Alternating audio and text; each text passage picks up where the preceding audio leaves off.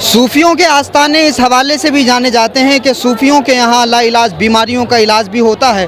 مخدوم علاء الدین علی احمد صابر کلیری اس حوالے سے مشہور ہیں کہ ان کے یہاں بھی جادو کا، عصیب کا، جنات کا اور وہ تمام لا علاج بیماریاں کہ جن کا ایمس میں علاج نہیں ہو سکتا، دنیا کے بڑے بڑے اسپتالوں میں جن کا علاج نہیں ہوتا، مخدوم صابر کلیری کے آستانے پر بلا تفریق مذہب و ملت ان کا بھی علاج ہوتا ہے۔ اور اس حوالے سے ہم سیدھے طور سے جانیں گے۔ سید شاداب حسین رضوی صاحب ہمارے ساتھ موجود ہیں، دلی اسٹیٹ حج کمیٹی کے ممبر ہیں۔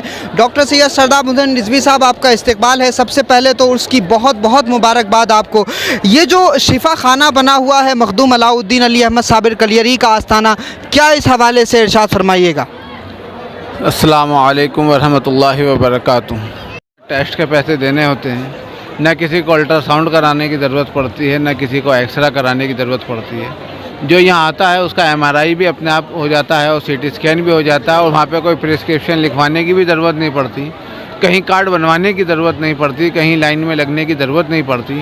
یہ وہ لوگ ہیں جن پر اللہ کا انعام ہوا، اور اس انعام کے بعد انہوں نے اپنے ظاہری زندگی میں لوگوں کو فیضیاب کرا، اور بعدہ وصال زمین کے نیچے سے آج تک فیضیاب کر رہے ہیں۔ آپ دیکھیں گے یہاں پہ جب گھومیں گے تو بہت سارے ایسے لوگ ہیں جن کی بیماری لا علاج نہیں، جن کی بیماری ہی ڈاکٹر ڈیٹیکٹ نہیں کر پائے ہیں۔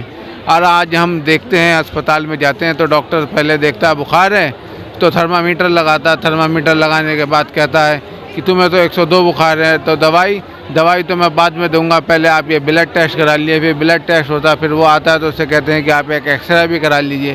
پھر وہ کہتا ہے ڈاکٹر صاحب کل سے پیٹ میں درد ہے، تو وہ کہتے ہیں ایک الٹرا ساؤنڈ بھی کرا لیجیے۔ جب الٹرا ساؤنڈ ہو جاتا ہے تو پھر وہ کہتے ہیں کہ صاحب ابھی سمجھ میں نہیں آ رہا ہے، ہو سکتا ہے اینڈوسکوپی کرانی پڑے گی، اور وغیرہ وغیرہ۔ پھر بایوپسی تک چلی جاتی ہے بات۔ پتہ یہ چلا بندہ اپنا علاج کرانے گیا تھا ایک چھوٹے سے مرض کو لے کر، وہاں پہ جا کر اسپتالوں کی لائن نے، اسپتالوں کی بھیڑ نے، وہاں کے دھکوں نے اسے اور زیادہ مریض کر دیا۔ مگر یہ بزرگوں کے آستانے جہاں مخدومی فیض ہمیشہ جاری و ساری ہے، زندگی بھر جاری و ساری رہے گا، کم و بیش 700 سال سے زیادہ ہوگا اس آستانے کو۔ یہاں پر آپ دیکھیں ہر آدمی، نہ اس سے اس کا مذہب پوچھا جاتا، نہ اس سے اس کی ذات پوچھی جاتی، نہ اس سے اس کی برادری پوچھی جاتی، نہ اس سے یہ پوچھا جاتا کہ آپ کو اردو آتی ہے، ہندی آتی ہے، انگلش آتی ہے یا عربی میں بولنا جانتے ہیں، نہ اس کو یہ پوچھا جاتا کہ آپ کنڑ کیوں بول رہے ہیں، ہندی کیوں نہیں بول رہے ہیں۔ وہ جو آتا ہے اپنے دل کا درد لے کر آتا ہے، اور مخدوم صابر اس کے دل کے درد سے لے کے اس کے جسم کے درد تک کو سمجھ جاتے ہیں، اور اس پہ کیا اثر ہے، جادو ہے، ٹونا ہے، عصیب ہے، جسمانی ہے، روحانی ہے، کیا مرض ہے، ان سب مرضوں کو شفا یہاں ملتی ہے، انہیں جلا ملتی ہے، نئی زندگی ملتی ہے۔ اور وہ اس کے بعد جب یہاں سے جاتے ہیں تو وہ خالی جسمانی طور پر، روحانی طور پر ہی ٹھیک نہیں ہوتے، وہ ذہنی طور پر بھی ٹھیک ہو جاتے ہیں۔